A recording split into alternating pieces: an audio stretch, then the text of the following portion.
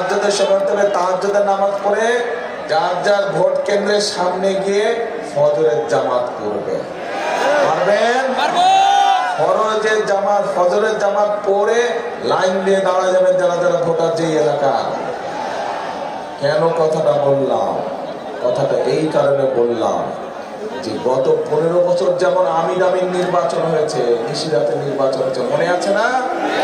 মনে আছে, আপনাদের ভোট দিতে দেয়নি। ঠিক একইভাবে এইবার আবার ষড়যন্ত্র শুরু হয়েছে একটা দলে।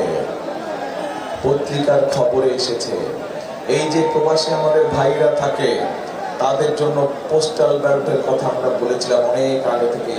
এই সরকার সেটা পূরণ করেছে, সবটা না পেলে অনেকটা করেছে। কিন্তু পত্রিকার খবরে দেখলাম যে পোস্টাল ব্যালটটা সরিয়ে ফেলেছে। দেখেছেন আপনারা খবরটা? খবরের কাজে ষড়যন্ত্র শুরু হয়েছে। আবার কি ষড়যন্ত্র হচ্ছে? ষড়যন্ত্র বিভিন্ন মা বোনদেরকে দিয়ে, নিরীহ মা বোন যারা ভোটার, গিয়ে গিয়ে তাদের এনআইডি নাম্বার নিচ্ছে, গিয়ে গিয়ে তাদের ফোন নাম্বার নিচ্ছে, বিকাশ নাম্বার নিচ্ছে। শুনেছেন না এই খবর? এই খবর কে কে শুনছেন বলেন তো দেখে? সবাই শুনছেন? তাহলে ভাই আর বলে কি হবে, আপনারা তো জানেনই সব। তাহলে শেষ করে দেই?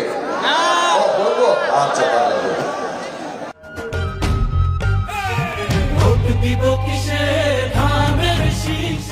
এখন এই যে নিচ্ছে, এখন যারা নিচ্ছে তারা কারা জানেন?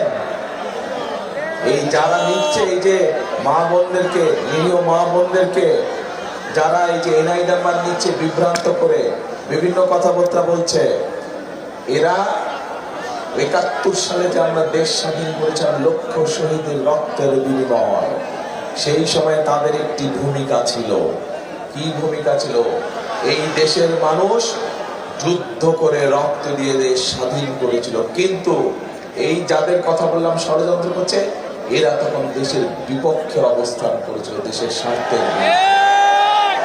এবং তাদের কারণে তারা দেশের মানুষের সাথে ছিল না, দেশের স্বার্থের বিরুদ্ধে ছিল, এবং তাদের কারণে এই দেশের লক্ষ লক্ষ মানুষ শহীদ হয়েছিল সেদিন।